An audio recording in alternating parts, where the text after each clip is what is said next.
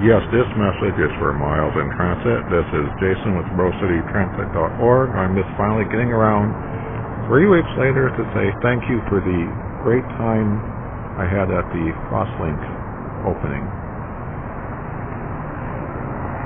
I think your comment about coming up really encouraged me to come.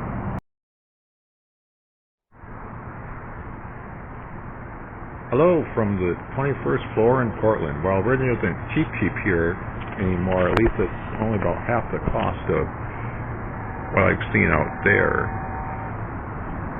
And apologies that the following is a repeating of some of the comments I left you. But I want to start by saying I really like the casual, natural informalness of your videos versus other YouTubers, or even some of yours, where they just talk to the camera kind of monotonically. I do wish I was there at the start of your Crosslink video. Clip said hi to Kona Fari, though I did go see him, and thanking Sounder Bruce. I've seen a lot of them online in various social media, though I did thank him today at the Trimet Max Type 1 retirement and also on Reddit. I must have just missed you, since Google says I got to the ceremony about 8:40 a.m. So I thought I checked the line, but I might have made a beeline to the tent and the opening speeches.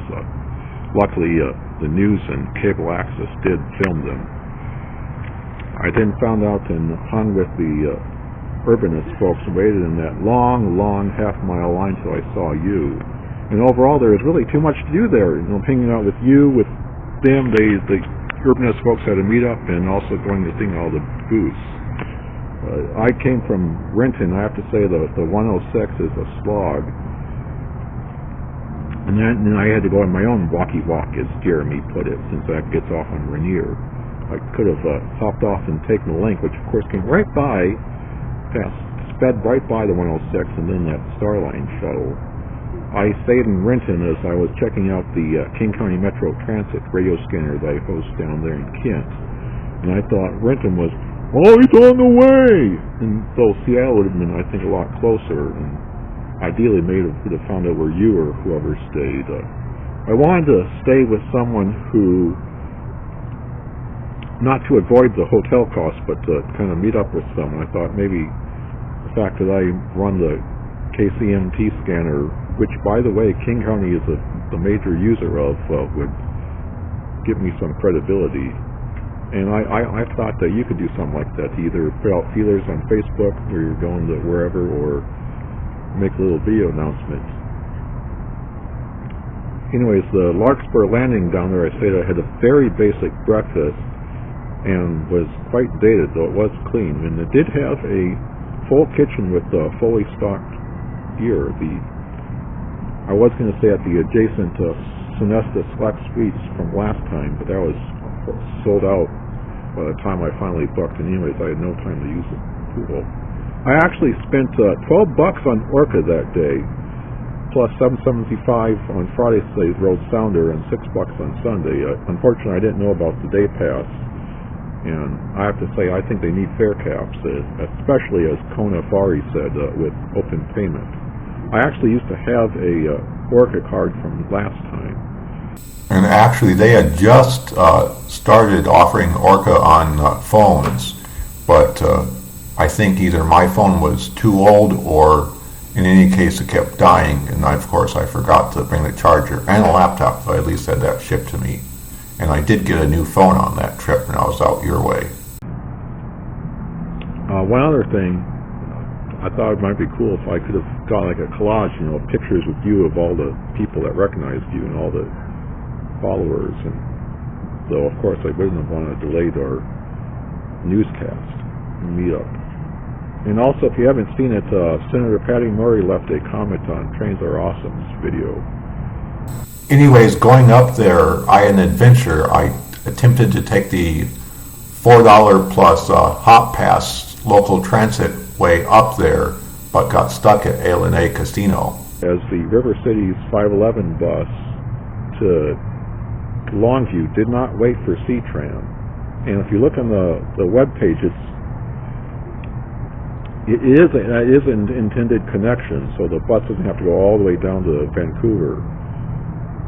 And what kind of sucks is that I unlike you at Winnemucca, I don't know how to gamble. So I would have been very willing to leave the tribe $20 or $40. I at least did get lunch there. And also it kind of sucked. It was a nice day out. I would prefer to spend the time in Kelso Longview. But on the positive side, the driver did apologize on the next trip. And as of today, they have all buses do go all the way into Vancouver, 99th Street. And I was able to give up and take Amtrak in Sounder, going through Tacoma Dome about the same time as if I had taken local transit.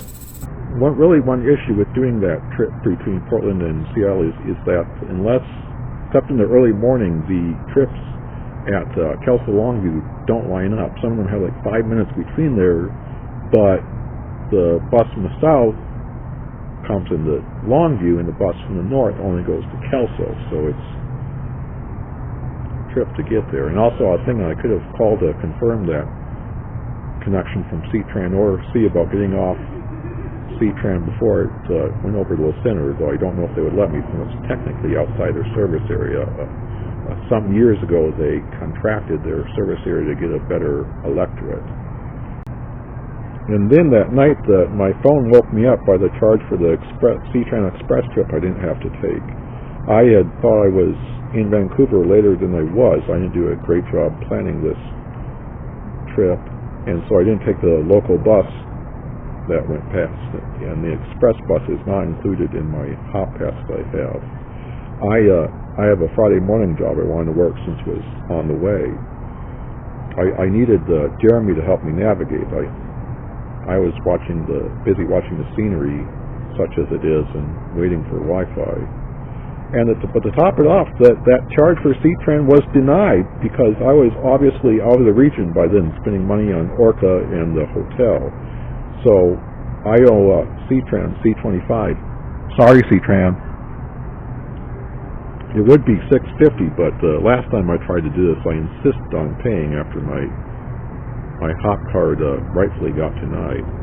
And that's unlike Jeremy's measly $2.25 in Orca debt, which is intended, though they need to raise that amount to $3 to correspond with the new fares. On the positive side, I did finally set up bedtime mode to prevent that again and did fix my email. Then going home on Sunday, the Amtrak train I was on struck and killed a trespasser, and we lost like 2 or 3 hours. Luckily, I don't have to get up early as I don't start work until 11. Yeah, 511, we just hit somebody. Yeah, emergency, Amtrak 511, in emergency, milepost 14.3, hit a trespasser. All right, SDR or Amtrak 7911 in emergency at what milepost? We struck the person at about milepost 14.0. Also, regarding Konafari, I did get to go see him on Sunday, including riding rest of the 2 line, the double tall, and one of his agency's buses. It was Seattle weather that day, so not really ideal for seeing the ship canal locks like I wanted to. And I had created my site, which is similar to what Panagraph had way back in 2013, a couple months after TriMet released the data, way before Panagraph got started in 2019. I had already put Flickr photos on my site and maybe done some Twitter feeds, so I was kind of familiar with how the whole process worked. But I did get to go on a free walking tour thanks to the Green Tourist hostel I stayed at. One of the members of our group had done the night before. Also, I wish I had remembered your comment about liking apples. I would have gotten a variety of bag of them from Pike Place Market if I had the time and given them to you. Wrapped in a printed version of that comment. I also failed at taking local transit up to Seattle on my 2024 trip, which you can read about in the link diary. Also, regarding your comment about the Alaska flight out to Seattle, You know, I think there's many people, including me, who would consider paying to upgrade you to first class. I had not flown in many years before 2023, and the last time I had done it, I recall being put in the middle seat and really kind of put me in a bad mood. So in 2023, when I decided to go to your neck of the woods to see someone who had used to live in Portland, I decided to go first class and actually enjoyed myself and got not one but 2 free meals, including in the lounge beforehand. But during those years, I did take Amtrak trips to both Central California and the Midwest multiple times each, including having to stay overnight in California train stations waiting for the Coast Starlight to arrive, and also a time on the Empire Builder where our engines were in a state of good repair going up the pass, and we had to have some BNSF freight engines that were behind us push us up the pass. I just wish I had begged the conductor to go back with him and film the push, since I have seen very little of the incident online. And I have to say, well, I've never gone trackside. It must be some of a rail fan to consider that whole 20-hour late adventure to be a kind of a lottery win, rather than a never again. And I'd like to note that I've been a good rider and never enrolled in guest rewards or asked for vouchers or compensation for those delays, even though some of them were Amtrak's fault, though they did automatically issue me a voucher for this trip coming home from Seattle. It's interesting seeing several large transit systems switch to all-door boarding and proof of payment, as TriMet tried it in the 80s and found it to be a failure, along with the ticket equipment that they bought and the communist-made articulated buses. If you want, I'd love to see the G-Line video since I'm in it. Maybe the uncut West Coast trip, though I know that's like 11 hours. I promise I won't share them. And also the discussion you had with Panagraph that you sped up, and maybe Sonny's time lapse, since I think I might be in that. I would sign up for Patreon, but I don't want another account, and I don't really have time I want to spend the time to watch those videos as much as I would love to. Also, if you haven't seen it, OPB did a Stop Requesting series where they took local transit to all their cities where they have remote transmitters. Also, wondering what do you think about the people in your header picture on your channel page? They're kind of famous now. I'm wondering if you've ever thought about doing like a virtual meetup, like a Zoom or Google Meet or whatever. I know, and I saw your blog entry about going to university, link from Wikipedia, and I just want to say I feel for you. I know academia can be really stuffy and scripted, and that the wrong person in the wrong position can really sour someone on a career. Really turn them off. But on the positive side, I got an email recently from a local organization that deals with underprivileged, disadvantaged youth, and they were saying that a donor got to go to see the president at the airport thanks to them. But that's not what got him was seeing a fighter jet followed by Air Force One takeoff, and he said that got him into aviation, and thanks to that, he's now a 737 first officer. Also, if you haven't seen it, I've seen this edit on Wikipedia, and also they tried to delete you, but thankfully Sounder Bruce and others saved you. Also, I'm wondering what your work conversations are like. Other people would be like, "Oh, I took the kids to Revere Beach this weekend," or maybe, I did a round of golf or puttered around the house, and you're like, I covered a third of the country trying to get to one obscure Amtrak station or another. Also, your website could use updates. I know you know this, but pictures of all the fare cards you have, your fare card collection, updating in the press page, the About Me page, you're no longer students.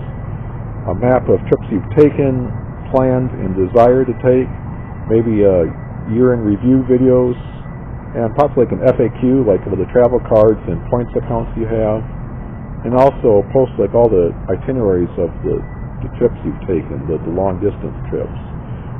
There was at one time on an Epic Transit Journeys website that was trying to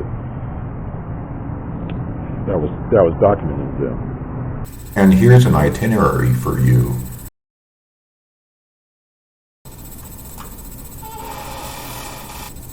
I really have to commend you for having it together, having both finished college such as it was, having a great career start it sounds like, and having a hobby that allows you to see so many places that most people don't even think about, and of course develop all these friendships and followers, while many other people go through their 20s or 30s or even more, not really knowing what they're doing with life and accomplishing little.